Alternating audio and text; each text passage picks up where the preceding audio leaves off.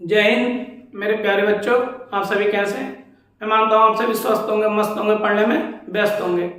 ठीक है, जैसा कि आपसे मैंने बोला था कि होली बाद में आपको नीट के प्रीवियस ईयर के क्वेश्चन रिवाइज कराऊंगा। ठीक है, जो बच्चे नीट की तैयारी में लगे हुए हैं वो, और जो बच्चे 12th इस टाइम पास आउट हुए हैं और जिन्होंने मतलब नहीं है, तो उन सबके लिए ये वाली वीडियोस मतलब ये क्वेश्चन बहुत ही इंपॉर्टेंट होंगे। कोई आगे के अपने एंट्रेंस एग्जाम की तैयारी कर रहा हो तो केमिस्ट्री में जो जरूरी हो, ठीक है, और जो CUET की तैयारी कर रहा हो उनके लिए बहुत ज्यादा जरूरी होंगे, और जो नीट की तैयारी कर रहे हैं उनके लिए तो बहुत ज्यादा होंगे। ठीक है, नीट वाले बच्चों को थोड़ी सी एक बात और बताना चाहता हूँ। मैं ये बताना चाह रहा हूँ कि नीट के क्वेश्चन में मतलब नीट के पेपर में इसके जो क्वेश्चन आते हैं 50 क्वेश्चन आते हैं आप। ठीक है, जो 50 क्वेश्चन आते हैं उनमें से हमें अटेम्प्ट जो करने होते हैं 45 अटेम्प्ट करने होते हैं। एक ए पोर्शन आता है और एक बी पोर्शन आता है। ए में 35 क्वेश्चन आते हैं और बी में 15 क्वेश्चन आते हैं, सबको पता ही होगा। और जो मतलब जिन्होंने भर दिया 12th के बाद एग्जाम को करने के लिए, वो भी काफी अच्छा इसमें मतलब तैयारी कर सकते हैं, तो काफी अच्छा उनको अच्छा फील होगा। सही, कुछ कुछ लोग ये चेक करने के लिए भरते हैं ना कि हमें कितना चीज आती है कितनी नहीं, तो उनको ये वाली बात उनके लिए है ये। ठीक है, 35 में से 35 करने ही है और 15 में से 10 करने होते हैं। अगर आपने सब मतलब कर दिए सारे, लेकिन आपके शुरू के 10 काउंट होंगे। सही है, इसलिए आप वो करें 15 में से जो आपके करेक्ट हो। ठीक है, तो जो करेक्ट होंगे तो आपको वो वाले 10 काउंट होंगे। तो बस हमारी ये नीट के लिए बच्चों के लिए जो जरूरी बात थी ये थी। अब चलते हैं। ठीक है, एक क्वेश्चन ये लिखा हुआ है, अभी हम ये व्हाइट बोर्ड पे लिखने के बाद करा, लेकिन कल से या परसों से जब भी थोड़ा और वो करेंगे मतलब इसमें सुधार और डिस्प्ले लगा के तब आपको क्वेश्चन दिया करेंगे। ठीक है, आज के लिए थोड़ा क्लास में यही बने रही है। तो ये क्वेश्चन है हमारे पास। ठीक है, बड़ा क्वेश्चन था तो मैंने इसको लिख लिया, बाकी छोटे छोटे क्वेश्चन है, क्योंकि देखो पूरे 45 क्वेश्चन करने होते हैं। 45 क्वेश्चन जो करने होते हैं उनमें ये नहीं कि सारे के सारे टफ ही आते हैं। नीट का पेपर है, बहुत दिमाग में टफ डाल दिया, टफ नहीं आते हैं। उसमें से 30 क्वेश्चन ऐसे आते हैं जो हर कोई बच्चा आराम से कर लेगा, और थोड़ा सा भी अगर चीजें पढ़ लेगा और रिवाइज कर लेगा तो आराम से क्वेश्चन कर लेगा। उन्हीं में का क्वेश्चन ये है, और आज भी सारे तो थोड़े इजी क्वेश्चन होते हैं वही कराऊंगा। फिर उसके बाद अगले और टफ थोड़े ऐसे करके हल्के जो बढ़ते हैं वो करता हूँ। ठीक है, तो ये भी एक आसान क्वेश्चन है। ये हेमेटाइट, मैग्नेटाइट, कैलामाइन, कैल्विनाइट। ठीक है, इनको हमें मैच करना है। तो हेमेटाइट, हेमी का मतलब होता हेमिस्फीयर जो था छोटा, और मैग्नेटाइट का मतलब होता बड़ा, मेगा स्टार, बड़े बड़े हीरो को लिए ना। तो इन दोनों कंफ्यूजन होता है लोगों को, इसका सूत्र ये होता है या इसका सूत्र होता है। तो मैं इसका कंफ्यूजन मिटा देता हूँ। मेगा का मतलब बड़ा, तो बड़े वाले हैं इसमें, तो यानी कि बी का क्या हो गया, फर्स्ट हो गया। हेमेटाइट क्या होता है, ये आ गया दोनों का ये, क्योंकि इनमें आयरन जरूर आता है मैग्नेटाइट, क्योंकि आयरन के ऑक्साइड है, मतलब ये आयरन के जो होते हैं ना धातु कण, उनके ही है ये एलिमेंट। तो मैग्नेटाइट हो गया, हेमेटाइट हो गया। अब इन्हें देख लेते हैं, एक का थर्ड इसमें भी है, यानी कि ये दोनों हमारे पहले फर्स्ट, एक का थर्ड। बी का इसमें क्या है, फर्स्ट, इसमें बी का फर्स्ट अभी भी चल रहा है। फिर अब चेक करना पड़ेगा कैलामाइन का सूत्र ZnCO3 को याद कर लीजिए। तो ये वाला इसमें कोई कंफ्यूजन नहीं कैलामाइन का, तो ये आ गया। सी का सेकंड, तो ये आ गया हमारा सी का सेकंड। ठीक है, तो आंसर हमारा कौन सा हो गया, थर्ड आंसर हो गया। ठीक है, आगे चलते हैं हम। इतनी बात समझ में आ गई होगी, चलते हैं आगे। अगला क्वेश्चन है हमारे पास, कोई एलिमेंट है। ठीक है, ये सब प्रीवियस ईयर के क्वेश्चन है। क्वेश्चन नंबर सेकंड, कोई एलिमेंट है जिसका एटॉमिक नंबर कितना दे रखा है, मैं पूरा नहीं लिख रहा, बस छोटा 119 दे रखा है। ठीक है, इसका IUPAC नेम लिखना है, IUPAC नेम। अब आपको पता होगा IUPAC नेम के थोड़े अलग टाइप होते हैं। पहला ऑप्शन लिख लेते हैं, ऑप्शन में देख के आप बताएंगे अनऑक्टियम। पहला ऑप्शन है अनऑक्टियम, और मैं कोशिश करूंगा मैं चारों के चारों ऑप्शन के बारे में आपको डिटेल बताता रहूं, जिससे आपके और भी क्वेश्चन तैयार होंगे। एक क्वेश्चन के साथ साथ कई सारे क्वेश्चन तैयार होंगे। अगला है अनइनियम। ठीक है, उससे अगला है अनिलिनियम। ठीक है, उससे अगला है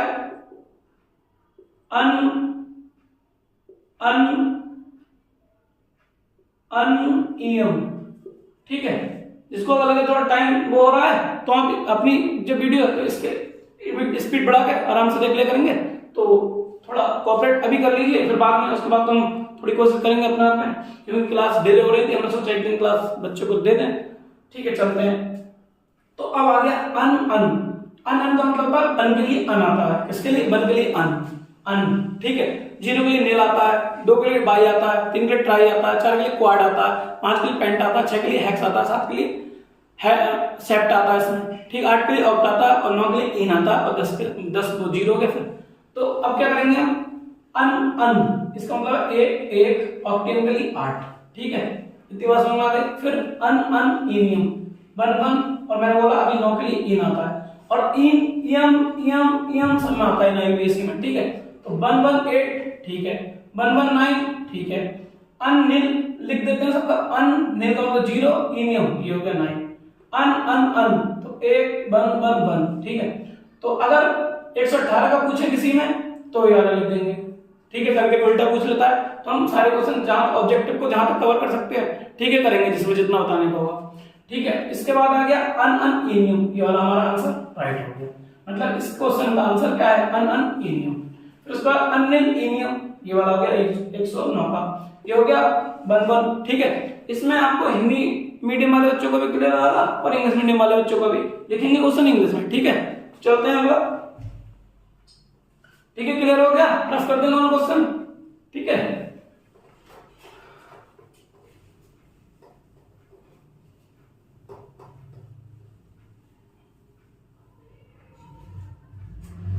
अगला क्वेश्चन है हमारे पास, इसमें बताना है लॉन पेयर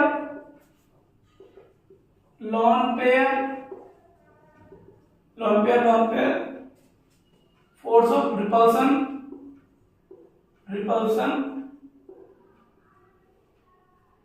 किसमें lone pair force of repulsion more होगा, मतलब मोर अधिकतम होगा, ठीक है। ये क्वेश्चन है, अधिकतम होगा। तो आपके पास इसका ऑप्शन है फर्स्ट XeF2, बी है ClF3, सी है IF5 और डी है SF4, ठीक है। तो चलते हैं, बताइए कैसे पता करेंगे। इसमें बताना है lone pair force of repulsion सबसे अधिक किसमें होगा, मतलब मोर किसमें होगा, ठीक है। तो हम इसमें चेक करते हैं, जिसके लॉन पेयर ज्यादा उसका फोर्स ऑफ रिपल्सन क्या लगेगा, ज्यादा लगेगा, ठीक है। तो हम चलते हैं क्या XeF2 में चेक करते हैं। Xe ये एक F इधर कितने होते हैं टोटल, 8 इलेक्ट्रॉन होते हैं। कितने होते हैं, 8। कितने, 2 खर्च हो गए, बचे कितने, 1 2 6 बचे। कितने बचे, 6। तो 2 इलेक्ट्रॉन मिलके एक पेयर बनाते हैं, 2 इलेक्ट्रॉन मिलके एक पेयर, तो ये और ये, ठीक है। कितने हो गए, 3। इसमें कितने लॉन पेयर हमारे पास, 3। इधर को लिख देते हैं, कितने लॉन पेयर है, 3। इसमें आते हैं Cl कितने होते हैं, 7 होते हैं। एक यहाँ और एक यहाँ, बचे कितने, 4 इलेक्ट्रॉन बचे। 4 इलेक्ट्रॉन में कितने लॉन पेयर है, इसमें 2 लॉन पेयर है। इस वाले में कितने हैं, 2 लॉन पेयर। आइए में बना लेते हैं, आई का 1 2 3 4 और ये 5, ओके। तो इसके बाद एक तो कितने हो गए, 5 हो गए, बहुत साथ में, तो 2 अभी और बचे। 1 लॉन पेयर, इसमें कितना लॉन पेयर है, 1 लॉन पेयर। इसमें इधर को लिख देते हैं 1 लॉन पेयर, ठीक है। उसके बाद SF में एस होते हैं 6, 1 2 3 4 और 2 और बचे, ठीक है। तो इन सब में कितना, इसमें कितना, 1 है। तो हम फोर्स ऑफ रिपल्सन उसमें ज्यादा लगता है जिसमें लॉन पेयर की संख्या, मतलब लॉन पेयर का जो नंबर ऑफ लॉन पेयर होते हैं ज्यादा होते हैं। तो हमारा आंसर क्या आएगा, इस हिसाब से लॉन पेयर सबसे अधिक किसमें लगेंगे, तो सबसे ज्यादा लगेंगे Xe-F2 में लगेंगे। इसमें लगेंगे Xe-F2 में, ओके। कोई प्रॉब्लम, ठीक है। तो आते हैं Xe-F2 हमारा क्या आंसर रहेगा, यानी कि इसका आंसर फर्स्ट है क्वेश्चन का, ठीक है। आगे चलते हैं, ऐसे छोटे अब ये क्वेश्चन को ज्यादा टफ तो नहीं है, छोटे क्वेश्चन है, ठीक है। क्वेश्चन से इस टाइम आप जितने क्वेश्चन कर लेंगे उतना ज्यादा आपका मतलब अच्छा रिवाइज हो जाएगा, ठीक है। और क्वेश्चन आप एग्जाम में अच्छे कर जाएंगे। इस टाइम थ्योरी पढ़ने से कोई मतलब नहीं है, बस हम जितने क्वेश्चन से कर सकते हैं, चाहे 11th वाले बच्चे या 12th वाले बच्चे जो भी हैं, इस टाइम आप क्वेश्चन ही लगाइए 11th वाले, क्योंकि अभी 11th वालों को भी ज्यादा लोड नहीं होगा, 12th वालों को भी ज्यादा लोड नहीं होगा। और जो तैयारी कर रहे हैं उनको अपनी क्या बोलते हैं, अपना जो लोड होगा वो क्वेश्चन करके ही निपटेंगे, ठीक है। चलते हैं आगे।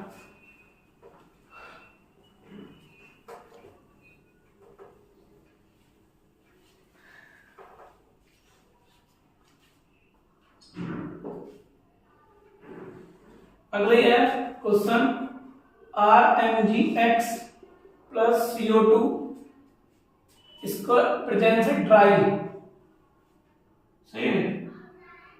और फिर ये बाई कंडक्ट कर रहा है, तो बाई बनाना, फिर इसकी हाइड्रोलिसिस कर देते हैं एसिडिक मीडियम में, ठीक है। और ये बना देता है एस्टर, इसको हम क्या बोलते हैं, एस्टर, ठीक है। कोई बना लेगा। अब इसका हमें ये बताना कि ये इसको ये बाई पूछ रहा है, क्वेश्चन में पूछ रहा है बाई क्या होगा। ऑप्शन है हमारे पास RCOO का होल ट्वाइस Mg, ठीक है।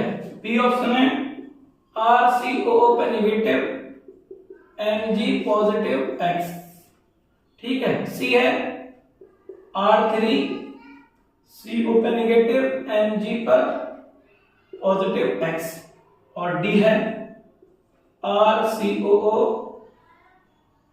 नेगेटिव F, ठीक है। तो हमें बताना है, तो ये रिएक्शन मोस्टली सब बच्चों ने पढ़ रखी होगी। ये हमारे पास ग्रिग्नाइट रिएजेंट होता है, क्या होता है ग्रिग्नाइट रिएजेंट। जब ग्रिग्नाइट रिएजेंट की कार्बन डाइऑक्साइड से कराते हैं तो सीधा सीधा ऐसे आ जाता है, ठीक है। तो अब हम जो इसकी रिएक्शन आएगी तो हम सीधा से इसमें ज्यादा कोई बोल नहीं करना, इसके प्रेजेंस में क्या आएगा। अब देख लो R, ठीक है, हाँ ट्वाइस का मतलब ही नहीं है, R आ गया, C आ गया, MgX बिल्कुल आसान सा है, और इसकी कोई टेंशन नहीं लेनी है। जब इसका हाइड्रोलिसिस कराते हैं देखो पूरी रिएक्शन क्या होती है, मैं ऐसा बता देता हूं, RmgX, ठीक है। और जब इसके साथ कराएंगे CO2 ड्राई की प्रेजेंट, ड्राई तो बनाएगा RCOO, पूरा ये CO2 बीच में आ जाएगा और MgX ये आ जाएगा, ठीक है। हम पॉजिटिव नेगेटिव लगाते हैं, फिर इसकी कराते हैं हम हाइड्रोलिसिस H3O पॉजिटिव की प्रेजेंस में। जब कराते हैं तो ये वाला इसमें HOH ऐसे लिखते हैं, ठीक है। जब लेते हैं तो ये H इधर और OH इधर, ठीक है।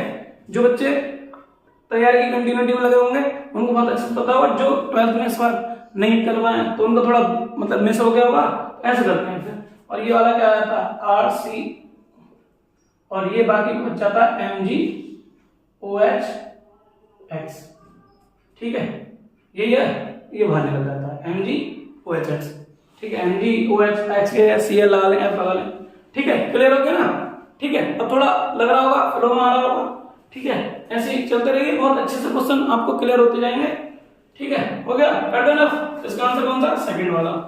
चलिए आगे अगला क्वेश्चन हल करके ऐसे क्वेश्चन कराते रहेंगे, फिर जब पूरा पेपर हो जाएगा तो लाइव आया करेंगे, और लाइव आके फिर उसका रिवीजन करा दिया करेंगे, ठीक है। पिछले वाले क्वेश्चन से बहुत आपको फायदा मिलता है। अब एक क्वेश्चन है एक मोलर विलयन जिसमें किसी विलय के 0.4 मोल उपस्थित है।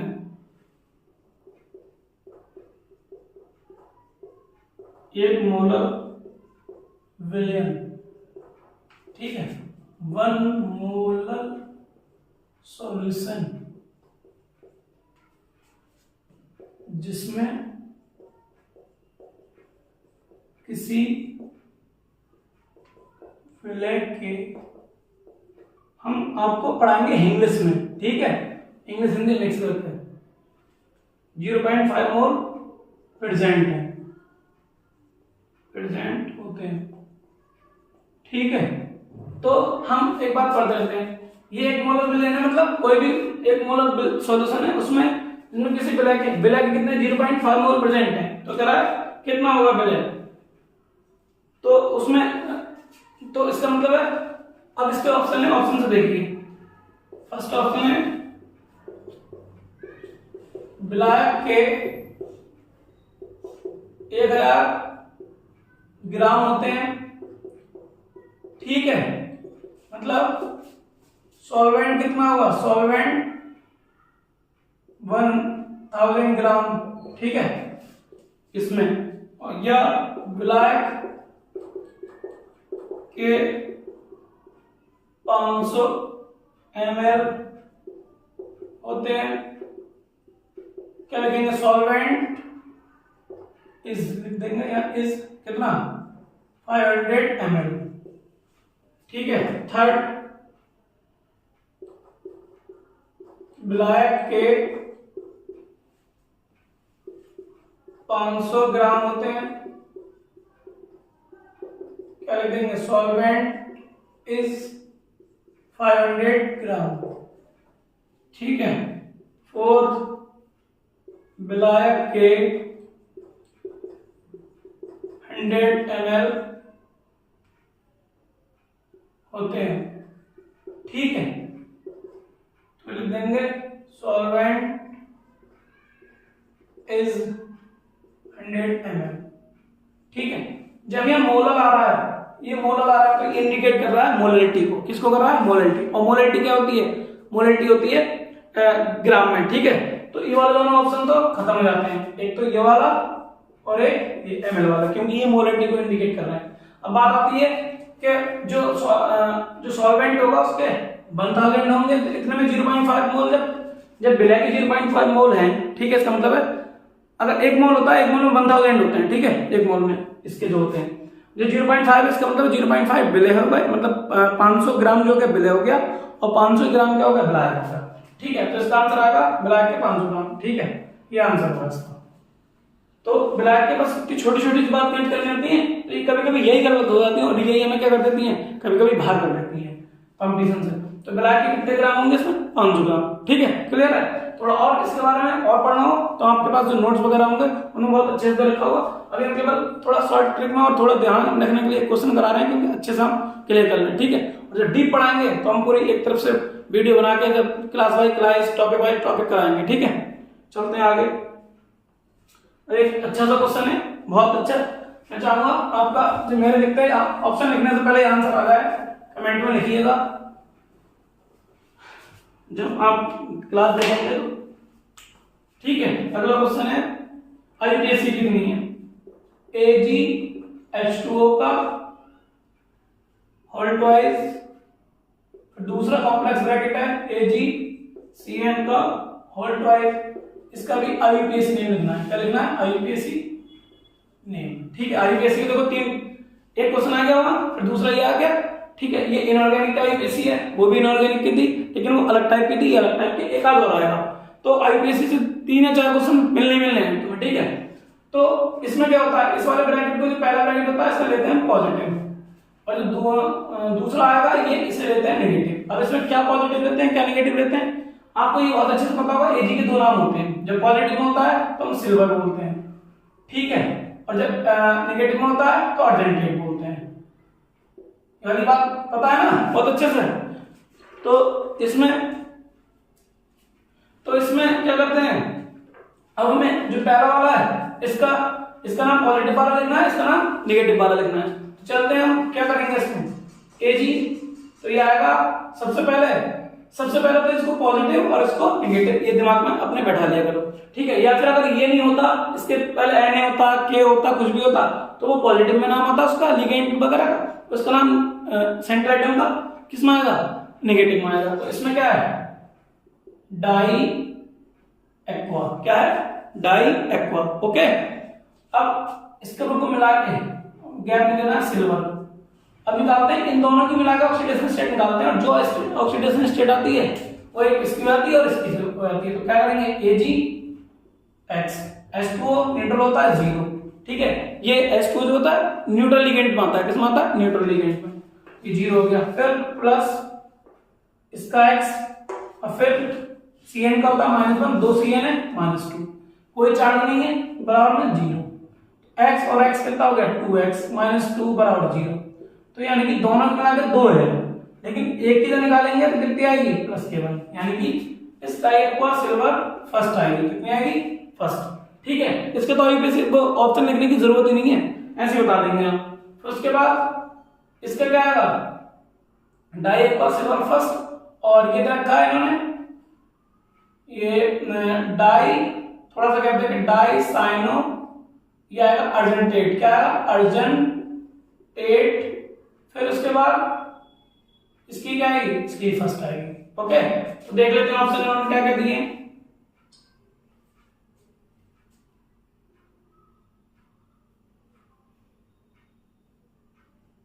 ठीक है, तो ये आएगा, यही दे रखे हैं, तो ऑप्शन लिखने की जरूरत नहीं है, तो ऐसे कर लोगे। ये तो बहुत छोटा सा क्वेश्चन है, आना चाहिए, ठीक है।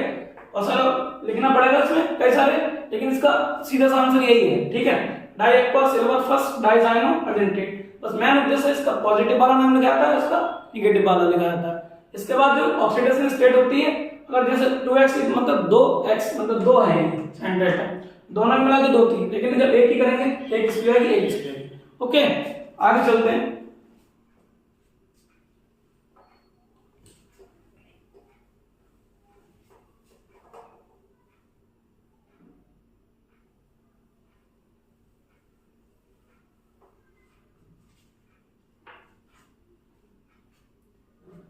अब अगला क्वेश्चन,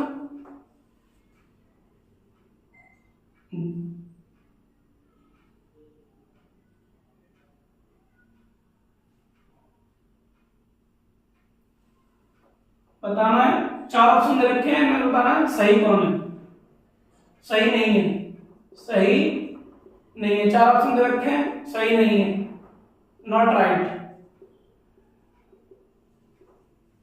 या नॉट करेक्ट। ठीक, तो पहला है O2 पे 2 positive ion is paramagnetic, paramagnetic. ठीक, तो O2 positive ion is paramagnetic. दूसरा ऑप्शन है O2 पर पॉजिटिव, O2 पर नेगेटिव एंड O2 पर 2 नेगेटिव के बॉन्ड ऑर्डर दे रखे हैं, कितना कितना दे रखे हैं, 2.5 2 1.5 एंड 1। थर्ड है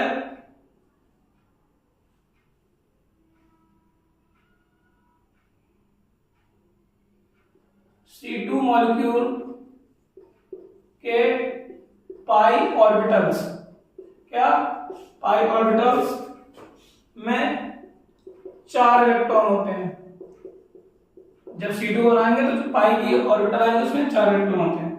और चौथा है H2 पॉजिटिव आयन में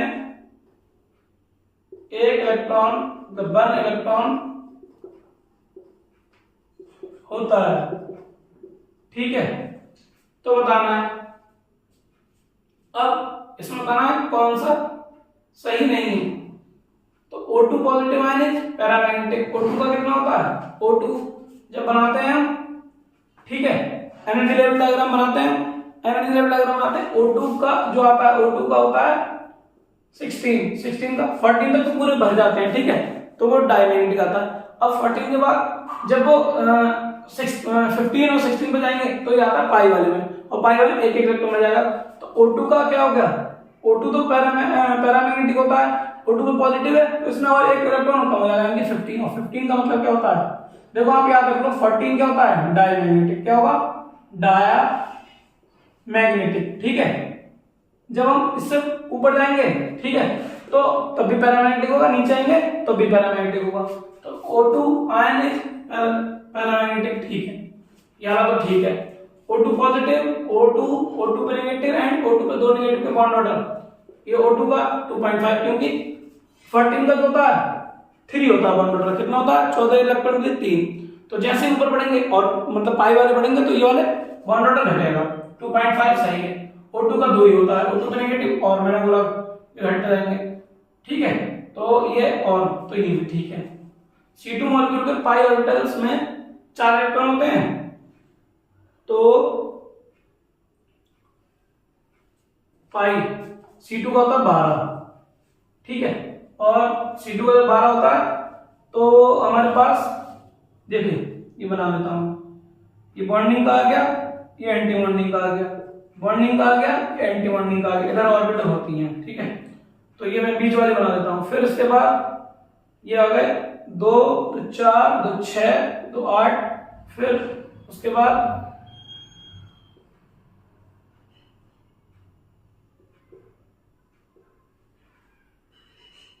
ठीक है, तो 2 तो 4 तो 6 तो 8 तो 10 तो 12। ठीक है, 4 इलेक्ट्रॉन होते हैं, ये भी ठीक है। फिर उसके बाद H2 पॉजिटिव आयन में 1 इलेक्ट्रॉन होता है, H2 पॉजिटिव, H के कितने होते हैं? 2 होते हैं।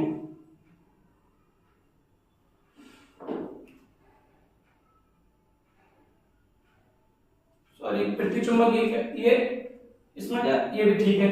इसमें पूछा था इन्होंने हिंदी में पूछा प्रतिचुंबकीय, मैंने गलती से इंग्लिश में गलत लिख दिया, ये आएगा डायमैग्नेटिक। ठीक है, तो डायमैग्नेटिक पूछ रहा है, कह रहा है O2 पॉजिटिव डायमैग्नेटिक है, लेकिन अभी हमने बता दिया O2 क्या है, O2 पॉजिटिव पैरामैग्नेटिक है, तो ये वाला क्या गलत हो जाएगा, बाकी तो सब सही है। यही ढूंढना था मैंने, गलत कौन सा है। ये मेरे मुझसे गलती से लिख गया था, डायमैग्नेटिक आएगा। प्रतिचुंबकीय को हम इंग्लिश में डायमैग्नेटिक बोलते हैं। ठीक है, और मैंने पैरामैग्नेटिक गलती से, तो पहले आंसर गलत है, हमें गलत ही बताना था। ठीक है, तो एक क्वेश्चन और है। ठीक है, ये भी ठीक है, ये भी ठीक है, ये भी ठीक है, क्योंकि बता ये ऐसे बनते हैं, ये मेरे जो है मॉलिक्यूलर ऑर्बिटल वाले हैं, एटम वाले इधर होते हैं, इधर होते हैं, फिर यहाँ होते हैं। तो इसमें 4 इलेक्ट्रॉन होते हैं, इसमें एक ही होगा, क्योंकि 2 होते हैं, लेकिन एक पॉजिटिव है, डोनेट कर दिया, एक बचा। इसके सामने से इसमें डायमैग्नेटिक लिखना था, पैरामैग्नेटिक लिख दिया, इसलिए कंफ्यूजन हो गया। ठीक है, क्लियर। आगे चलते हैं,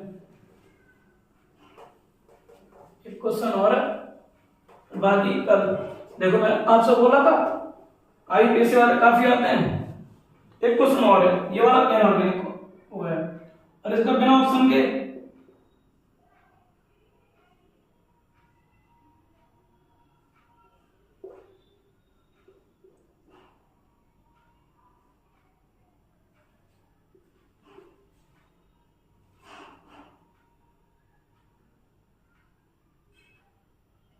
ठीक है, इसका ऑप्शन है 6 bromo 4 methyl 2 chloro hexane 4 all. ठीक है, बी ऑप्शन है 1 ब्रोमो 5 क्लोरो, ठीक है, 4 methyl hexane 3 all. 6 bromo 2 chloro 4 methyl hexane 4 all. 1 bromo 4 methyl 5 chloro hexane 3 all. ठीक है, ये है। तो इसमें क्या करना है, हमें आईपीएस में बताना है। तो सबसे पहली बात तो इसमें ये देखना होता है कि इसका फॉर्मूला क्या होता है। सबसे पहला आता है प्रीफिक्स, ठीक है, प्रीफिक्स, फिर वर्ड रूट, फिर आता है प्राइमरी सफिक्स, फिर आता है सेकेंडरी सफिक्स। ठीक है, सेकेंडरी, ये इसका फॉर्मूला होता है। तो प्रीफिक्स क्या होते हैं? प्रीफिक्स होते हैं जो यहाँ का जो मेन चेन होती है उस पर जो लटके हुए होते हैं। ठीक है, एक प्रीफिक्स ये है और एक प्रीफिक्स ये है। ये क्या है? सेकेंडरी सफिक्स में आएगा। अगर इसकी जगह कोई और इससे पावरफुल वाला एक सीरीज होती है, COH सबसे पहले आता है, H3H उसके बाद आता है, अगर वो आ जाते तो ये भी प्रीफिक्स बन जाता है इसका। इसलिए इस टाइम ये जो है ये सेकेंडरी सफिक्स है। तो अब हमारी नंबरिंग देखेंगे 1 2 3 4, इधर से पढ़ रहा है, इधर से देखेंगे 1 2, ठीक है, यहाँ तो वो होगा 1 2 3, ये 3 पे पढ़ रहा है, 1 यहाँ पे 1 2 3 4 पे पढ़ रहा है। तो हम जहां से करेंगे नंबरिंग Br 1 पे होगा, यानी कि CS2 Br होगा 1 2 3 4 5 6, ठीक है, 6 है। तो अब आ रही है क्या? 1 पे ब्रोमो, कहां है 1 पे ब्रोमो? यहाँ। 5 पे क्लोरो यहाँ, ठीक है। 4 पे मिथाइल, 4 पे मिथाइल ये होता है, हेक्सेन 3 और। तो आंसर इसका क्या है? ये होता है। ठीक है, आज के लिए इतना ही करते हैं, ठीक है, कल से कोशिश करेंगे। अभी क्वेश्चन नहीं देख रहा हूं, जब आगे जब लगाएगा कि PDF वगैरह का हिसाब से यहाँ पे साथ में चला करेंगे, तब करते हैं। ठीक है, आज के लिए इतना ही, ठीक है, थैंक यू, जय हिंद।